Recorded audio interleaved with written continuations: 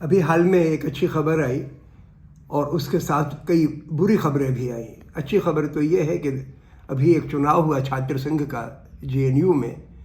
4-5 साल के बाद वो चुनाव हो पाया और लास्ट मिनट पर जब चुनाव होने वाला था उसके कुछ घंटे पहले लेफ्ट अलायंस के एक जो कैंडिडेट थी, एक लड़की जिसको कोर्ट से छूट मिल गई थी, उसके बावजूद प्रशासन का रवैया ऐसा रहा कि वो कंटेस्ट नहीं कर सकी। उसके बावजूद वहाँ के छात्र संघ में लेफ्ट अलायंस के 3 लोग जीते जो चुनाव लड़े थे और एक जो कैंडिडेट जीता वो भी उन्हीं के सपोर्ट से जीता।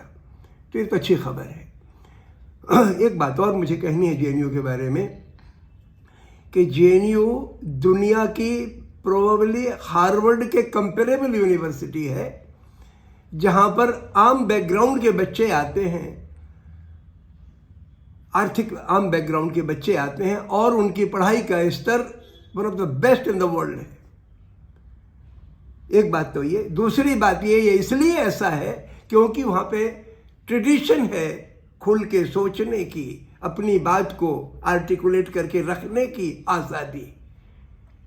हालांकि पिछले 10 बरस में वहाँ पर जिस किस्म का प्रशासन आया है, वाइस चांसलर वगैरह जो लोग आए हैं, उन्होंने इसको काफ़ी घटाया है, कम किया है, बंदिश लगाई है, इसको ख़त्म करने की कोशिश। उसके बावजूद चूँकि वहाँ की जड़ इतनी मजबूत रही है कि अभी भी देश के लिए वो रोशनी की किरण है।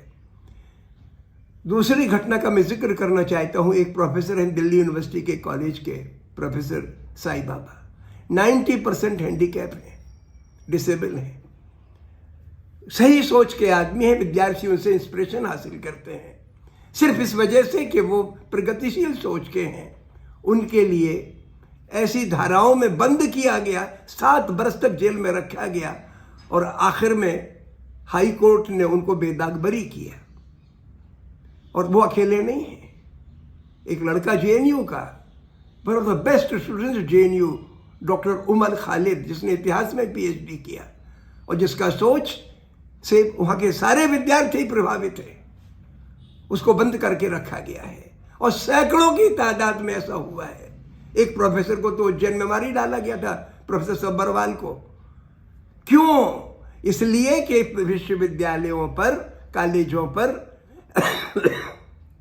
ऐसे लोग वाइस चांसलर बना के या प्रिंसिपल बना के बिठा दिए गए जिन्होंने स्वतंत्र सोच को ख़त्म किया, जिन्होंने ऐसी भर्तियां की जो संकीर्ण विचारधारा के नेटवर्क से जुड़ी थी और उन्होंने खुली छूट दी सांप्रदायिक सोच के एलिमेंट्स के लिए। कई कैंपसेस में पुलिस घुसी, लठैत घुसे, लोगों को मारा पीटा और उन्हीं को सर पर बिठाया गया। तो ऐसा माहौल शिक्षा जगत का बना। इसलिए साईं बाबा की जो गिरफ्तारी हुई और जो उनको लंबे समय तक जो जेल में रखा गया, एक अपाहिज आदमी को जो व्हीलचेयर पे रहता है, ये कहे कि साहब ये देश की आज़ादी के लिए खतरा है, जबकि हिंदुस्तान का प्रशासन इन 10 वर्षों में इतना गिरा है नीचे, वो खुद खतरा बन गया है आवाम को। पुलिस सुरक्षा के लिए बनी है, आतंकित करने के लिए नहीं बनी। ईडी, सीबीआई वगैरह लोगों में ईमानदारी के प्रति निष्ठा पैदा करने के लिए बने हैं, जलील करने के लिए नहीं, टेरराइज करने के लिए नहीं, राजनीतिक दुरुपयोग के लिए नहीं बने, जबकि उनका हो रहा है। तो ये ऐसे माहौल में शिक्षा एक इम्पोर्टेंट इंस्ट्रूमेंट है जो समाज को आगे ले जा सकता है। इस सिलसिले में हमें एक बात दिल्ली के बारे में करनी है, वो ये कि दिल्ली में पिछले बरस लगभग 3.25 लाख बच्चों ने 12वीं इम्तहान पास किया। उसमें से आधे बच्चे ज़रूर चाहते हम कॉलेज में दाखिला ले लें। इसके अलावा लगभग 50,000 बच्चे यूपी से, बिहार से, हरियाणा से और दूसरी जगहों से चाहते हैं कि दिल्ली में आके हमें दाखिला मिल जाए, क्योंकि दिल्ली की पढ़ाई अच्छी मानी जाती है।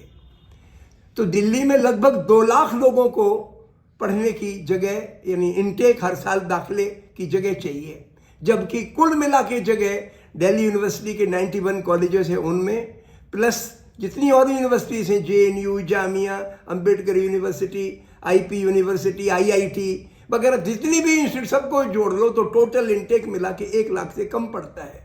तो ज़रूरत है कि वो इनटेक डबल किया जाए, और डबल करने के लिए फ़ौरन आप नहीं कर सकते तो कम से कम 20% प्रति साल बढ़ा के 5 वर्षों में डबल करो।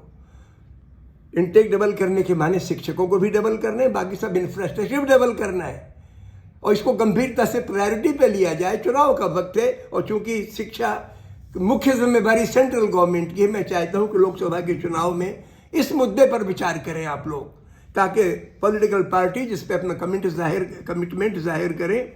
और इसके साथ साथ 4-5 बातें जुड़ी हुई हैं इसमें, तभी बच्चे पढ़ने के लिए कॉलेज में जाएंगे। पढ़ने के लिए आदमी जाता है स्वावलंबी बनने के लिए, सोच के स्वावलंबी बनने के लिए। वो तभी बनता है जब कॉलेज में खुला वातावरण हो, किसी किस्म का ह्यूमिलिएशन ना हो, सिक्योरिटी गार्ड खड़े ना हो जाएं जो इंटरेक्शन को रोकें कि कोई बात नहीं कर सकता किसी से। किसी यूनिवर्सिटी का बच्चा किसी दूसरी यूनिवर्सिटी में कॉलेज में नहीं आ सकता। इनको छावनी ना बनाया जाए, आर्मी की छावनी, खुला वातावरण हो। दूसरी बात ये कि वहाँ पे दाखिले में जो डिप्राइव्ड कम्युनिटीज़ हैं, डिप्राइव्ड सेक्शंस ऑफ सोसाइटी हैं, गांव वाले बच्चे डिप्राइव्ड होते हैं, उनके लिए उतनी सुविधाएं नहीं होती शहर के लोगों को होती, वगैरह वगैरह, इनको दिमाग में रख के जैसे जेएनयू में पॉलिसी हुआ करती थी डेप्रिवेशन पॉइंट, उसको चालू किया जाए। तीसरी चीज़ ये कि हमारे आईआईटी दिल्ली में 1400 करोड़ का बजट है साल का, और बच्चे लगभग पढ़ते हैं, 10-12 हज़ार बच्चे पढ़ते हैं। तो प्रति विद्यार्थी अगर खर्चा निकाला जाए, बजट निकाला जाए, तो वो 12-14 लाख साल का पड़ता है, जबकि फीस ली जाती है 2.5 लाख रुपए साल बीटेक के बच्चों से। यानी इसी अनुपात में ट्यूशन फीस और बजट का अनुपात 1/4 या 1/5 से ज़्यादा हरगिज ना हो, चाहे वो private engineering college, professional college हो, चाहे वो सरकारी हो। और जहाँ तक नॉन प्रोफेशनल कॉलेजेस का सवाल है, जिसमें बीए, बीएससी, बीकॉम वगैरह की पढ़ाई होती है, उनकी तो और भी कम फीस रखी जाए, क्योंकि उसमें आगे स्ट्रगल बहुत है बच्चों को अपनी नौकरी हासिल करने का। लिहाजा उनकी फीस बहुत ही नॉमिनल रखी जाए। फिर जो बाहर से बच्चे आते हैं उनके लिए हॉस्टल फैसिलिटी चाहिए। जो बच्चे एनसीआर रीजन से दिल्ली में आते हैं पढ़ने के लिए, उनके लिए ट्रैवल में पासेस, यानी कम कीमत वाले पासेस मुहैया कराए जाएं। ये उनके लिए ट्रांसपोर्ट में मदद की ज़रूरत है। और सिलेक्शंस में किसी किस्म की का पक्षपात ना हो। अच्छे शिक्षक होंगे जो किसी संकीर्ण विचारधारा से जुड़े नहीं होंगे, वही कम्युनिकेट कर पाएंगे, वही बच्चों के अंदर सेल्फ कॉन्फिडेंस और सेल्फ रिलायंस इन थिंकिंग पैदा कर पाएंगे। इसके अलावा दाखिले की जो परीक्षा चल रही है क्यूट, इसके लिए कोचिंग का सिलसिला चालू हो गया है। मैं चाहता हूं कि कम से कम 50% दाखिला बोर्ड के नंबरों के आधार पर हो,